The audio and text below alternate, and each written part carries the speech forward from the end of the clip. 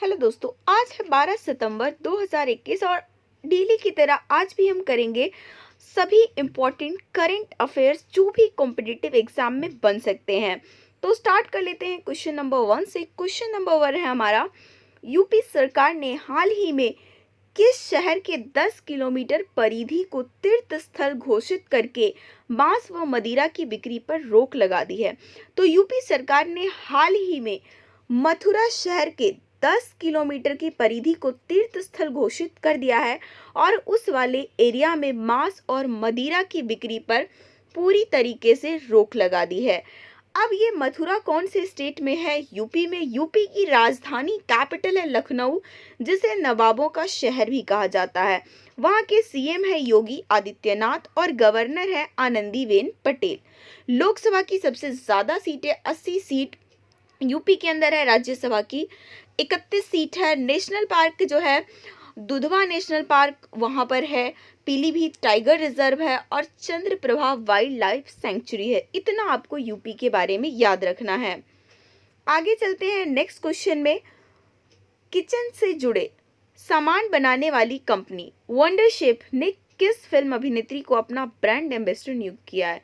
तो किचन से जुड़ी सामान बनाने वाली जो कंपनी है वंडर शेप, उनने कृति सेनन को अपना ब्रांड एम्बेसडर नियुक्त किया है।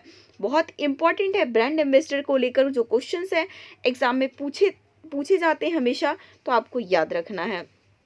नेक्स्ट क्वेश्चन है, किस मंत्रालय ने स्वच्छ सर्वेक्षण ग्रामीण 2021 लॉन्च किया है? तो हमसे ये पूछा हुआ है कि स्वच्छ सर्वेक्षण ग्रामीण 2021 जो है वो किसने लॉन्च किया है? तो वो है जल शक्ति मंत्रालय ने इसे लॉन्च किया है। तो जो इनके राज्य मंत्री हैं प्रहलाद सिंह पटेल, उन्होंने स्वच्छ सर्वेक्षण ग्रामीण 2021 का शुभारंभ किया है और इसका बेसिकली मिशन को देश भर में पेयजल और स्वच्छता विभाग के द्वारा चलाया जाएगा। ठीक है, आगे चलते हैं नेक्स्ट क्वेश्चन में। किस देश के साथ भारत ने centre of excellence on offshore wind launch करने के लिए भागीदारी की है? तो रिसेंटली हमारे देश भारत ने डेनमार्क के साथ मिलकर centre of excellence on offshore wind launch करने की घोषणा की है। डेनमार्क तो पहले से ही हम सभी को पता है कि डेनमार्क को पवनों का देश कहा जाता है। डेनमार्क की कैपिटल जो है कोपेनहेगन है। डेनमार्क की करेंसी डेनिश क्रोन है और वहाँ के संसद का नाम फॉल्केटिंग है। वहाँ के प्राइम मिनिस्टर, राष्ट्रपति, इन सब का नाम आपको याद करने की ज़रूरत नहीं है। नेक्स्ट क्वेश्चन है, हाल ही में टेस्ट में सबसे तेज शॉर्ट विकेट लेने वाले भारतीय गेंदबाज कौन बने हैं? तो हाल ही में टेस्ट क्रिकेट में सबसे जल्दी सबसे तेज 100 विकेट लेकर इतिहास रच दिया है जसप्रीत बुमराह ने। ठीक है, तो आपको इनका नाम भी याद रखना है कि इन्होंने टेस्ट क्रिकेट में सबसे तेज शॉर्ट विकेट लेने का रिकॉर्ड बना लिया है। अगला क्वेश्चन है हमारा क्वेश्चन नंबर 6।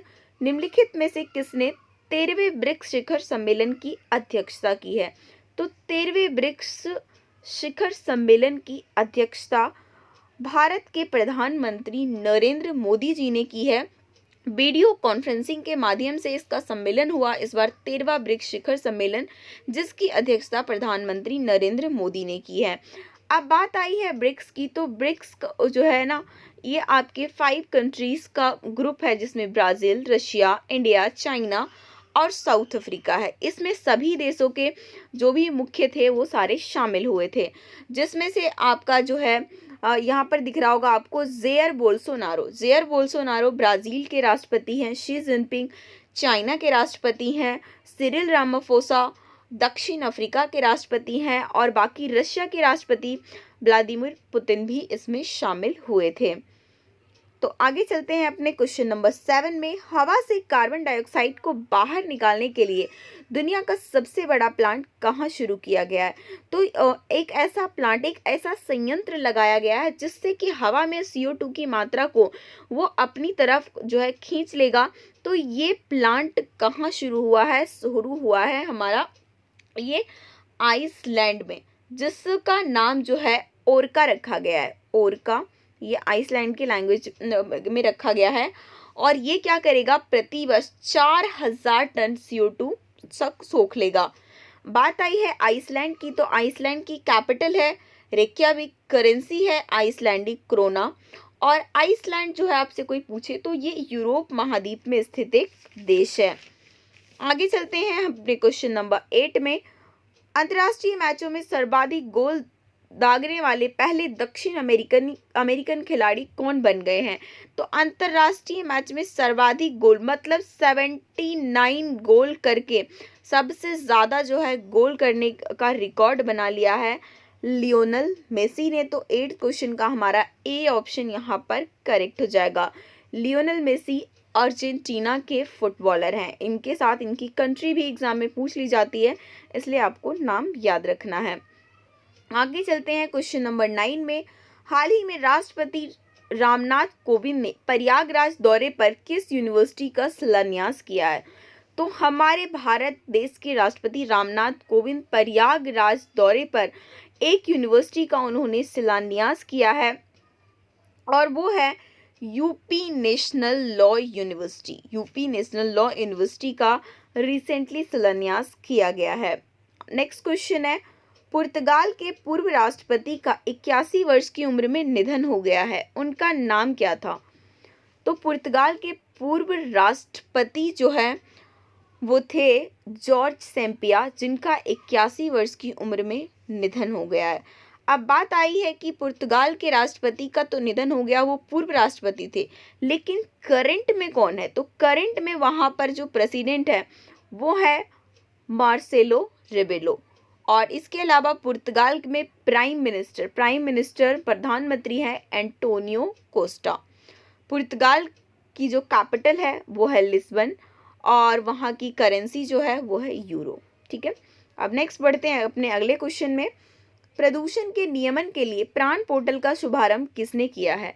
तो प्रदूषण को कंट्रोल करने के लिए, उसके नियमन के लिए ये जो प्राण पोर्टल है वो लॉन्च किया है केंद्रीय पर्यावरण, वन और जलवायु पर्यावरण मंत्री भूपेंद्र यादव ने। ठीक है, इस चीज़ को आपको याद रखना है कि भूपेंद्र यादव ने प्रदूषण के नियमन के लिए प्राण पोर्टल का शुभारंभ किया है। और ये कौन से मंत्री है? केंद्रीय पर्यावरण, वन और जलवायु पर्यावरण मंत्री। ठीक है, इसमें जो है देश के 132 शहरों में वायु प्रदूषण के नियमन के लिए इसे लॉन्च किया गया है।